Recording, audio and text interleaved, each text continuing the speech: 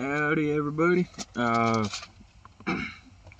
Today's a good day to get back in the Word, so let's do it.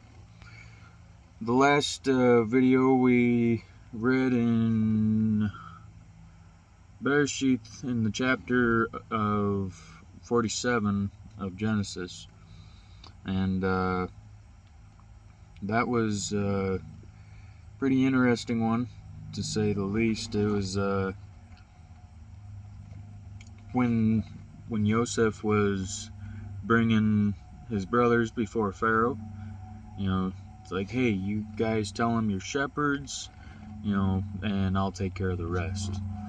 So they come in before him, and Pharaoh asks him, what do you do for work? What's your job?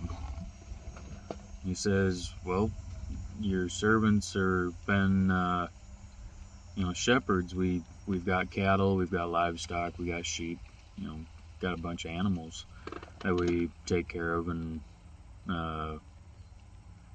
so we've been doing this for generations. Our father, our grandfather, our great-grandfather has been doing this for, we've been doing this for quite some time. And he said, well, if any of you guys, I'm not sure what the word of activity means when it talks about that, but he says, if there's any of them that are activity, let them be rulers over my cattle too.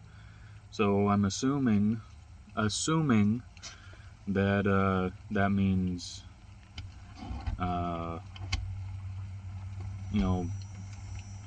them being able to use the cattle for certain abilities or such. I'm not sure, but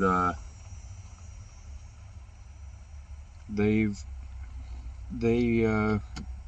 go out to,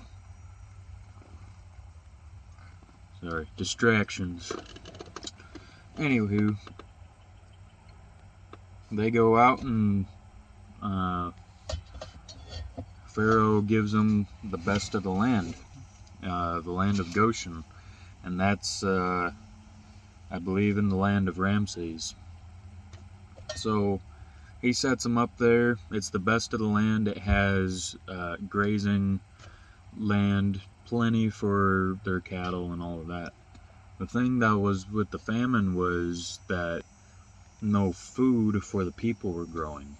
So there was plenty of food for the animals. So he goes out there, and Joseph brings in his father Yaakov before Pharaoh, and he's talking with him a bit, and Pharaoh says, man, how old are you? And he says, well, I'm 130 years old, but that's nothing compared to the life of my fathers in generations past, my ancestors.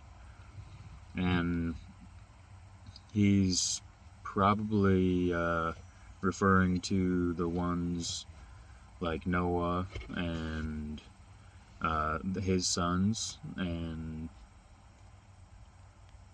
his lineage before them, because they were living in past their hundreds into multiple hundreds. So here's little Jacob. Everybody's thinking he's old and everything. No, you look back a little further, you'll see how old my fathers were. So they're talking, and Yaakov blesses Pharaoh, and that struck me something interesting, because usually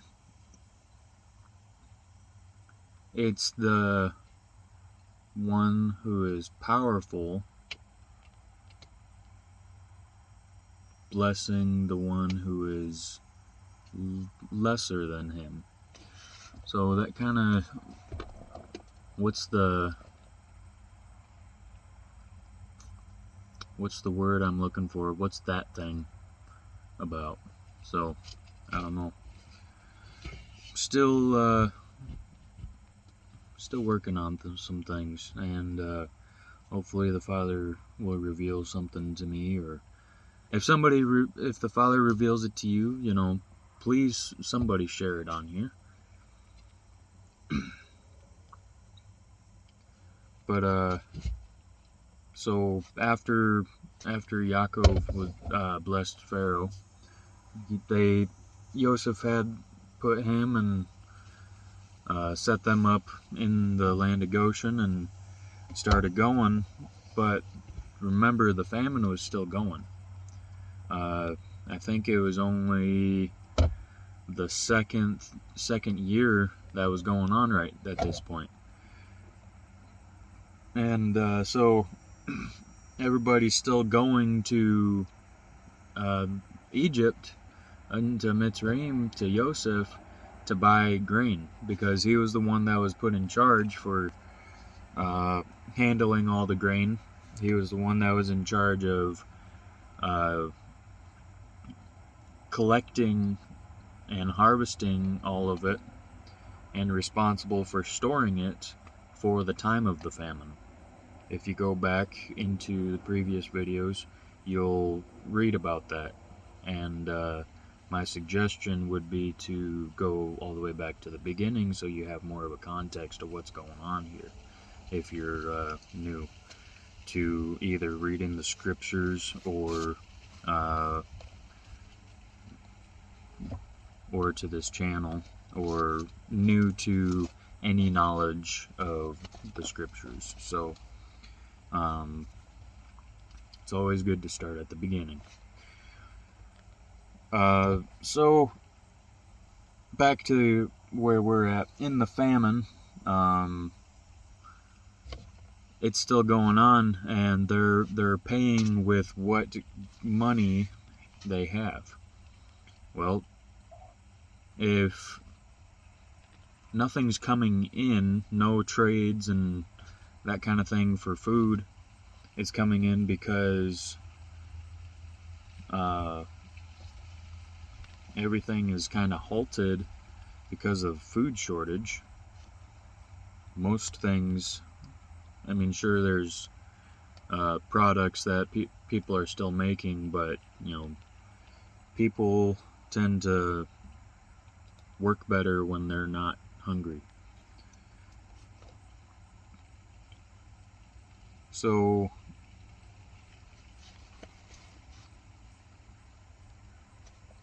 the amount of money is being collected up by Pharaoh because of all the food that is being spent or purchased. So now there's no, they come before him like, hey, we ain't got no more money. What are we gonna do? He's like, well, I'll buy your cattle. You guys got cattle. I'll buy your cattle for in exchange for food. So they're like, oh, cool. All right, well, sweet. So Joseph not only has gathered all of the cattle, or all of the money, but he's gathered all of the livestock and cattle in Canaan and in Egypt. So that's quite a bit. And so, all right, well, so if you're one of these people that has cattle at this point in time, and you go and exchange all of your cattle that you have for a certain set amount of grain worth that trade in cattle, you have grain for a good amount of time. And now that grain has passed. It's gone. You've used it all up.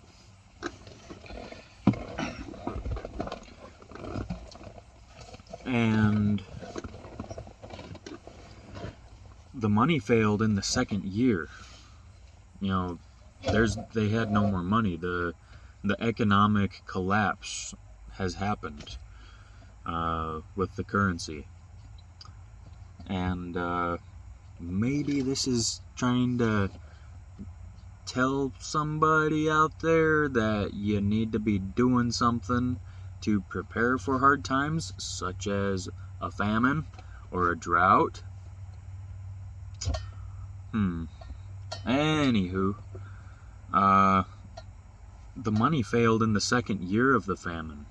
I mean, what are you gonna do if you don't have anything?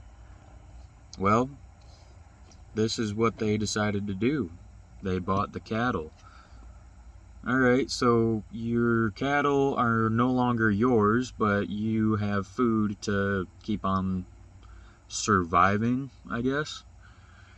Well, now some time has expired and gone by. Now you're running out of food again. So what other options are there? Well, you still have property, and well, you still got the ability to work. So this is what they decide to do. Well, we'll become your bond servants, and we'll trade our work for our food, and you can buy our land as well. So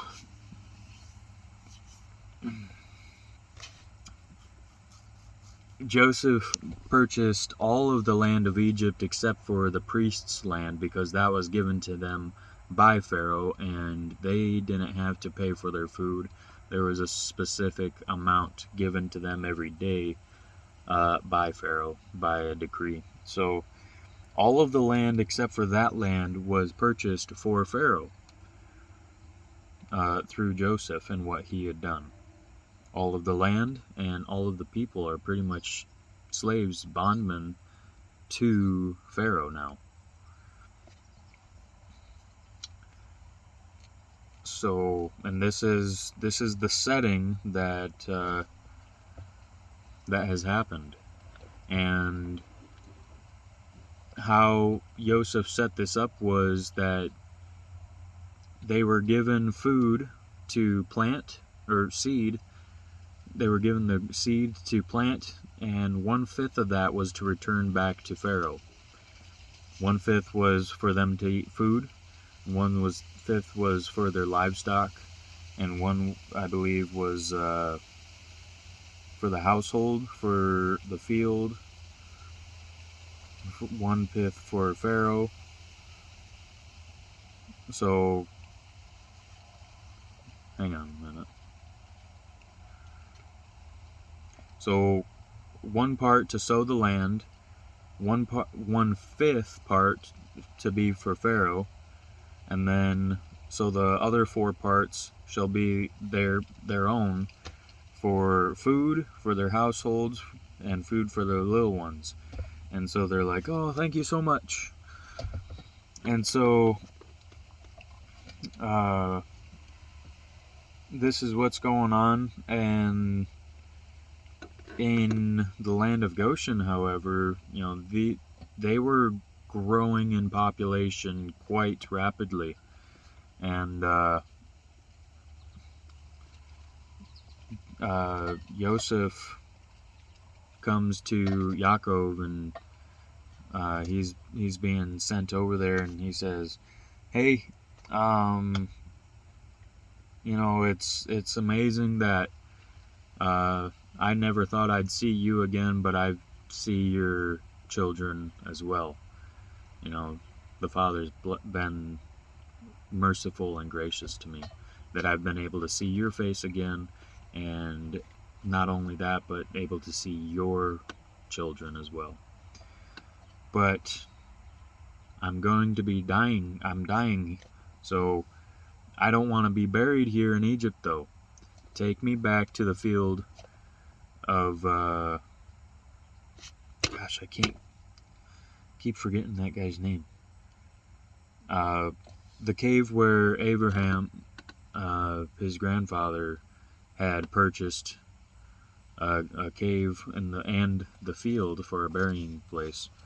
So that's where he was saying, hey, swear to me 7 oaths, you're not going to bury me here in Egypt. I want to be buried with my fathers in that cave. So he swore unto him, and Yasharel bowed himself upon the head. So this is where we take off from 47 and jump into 48. And it came to pass after these things that one told Joseph, Behold, your father is sick.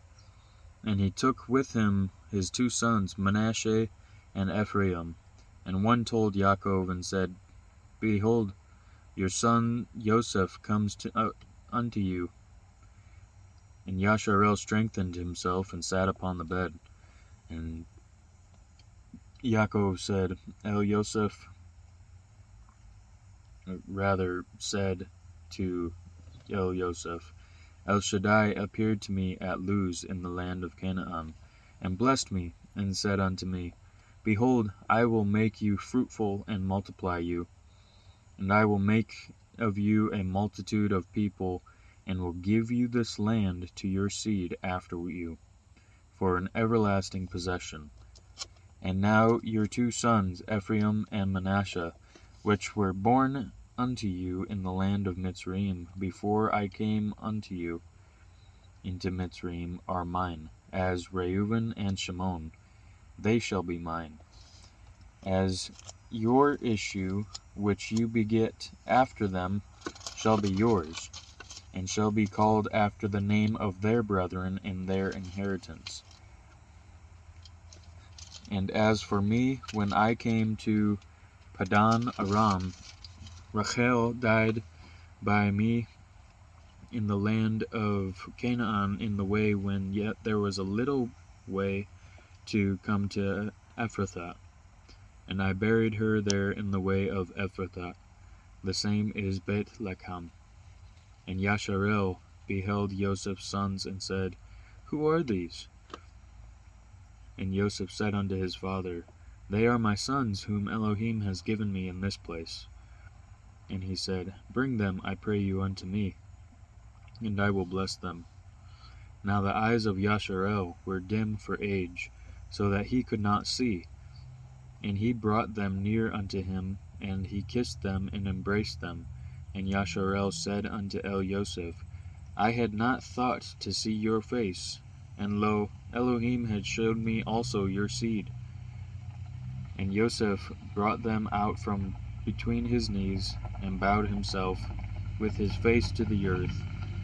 And Yosef took them both, Ephraim in his right hand toward Yasharel's left hand, and Manasseh in his left hand toward Yasharel's right hand, and brought them near unto him.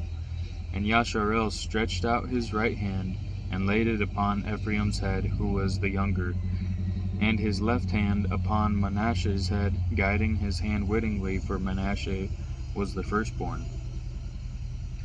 And he blessed Joseph, and said, Elohim, before whom my fathers Abraham and Yitzhak did walk, the Elohim which fed me all my life, long unto this day, the angel which redeemed me from all evil, blessed the lads, and let my name be on them and the name of my fathers Abraham and Yitzhak, and let them grow into a multitude in the midst of the earth. And when Joseph saw that his father had laid his right hand upon the head of Ephraim, it displeased him, and he held up his father's hand to remove it from Ephraim's head unto Manasseh's head. And Joseph said unto his father, Not so, my father, for this is the firstborn. Put your right hand upon his head. And his father refused and said, I know it, my son, I know it. He also shall become a people, and he also shall be great. But truly his younger brother shall be greater than he, and his seed shall become a multitude of nations.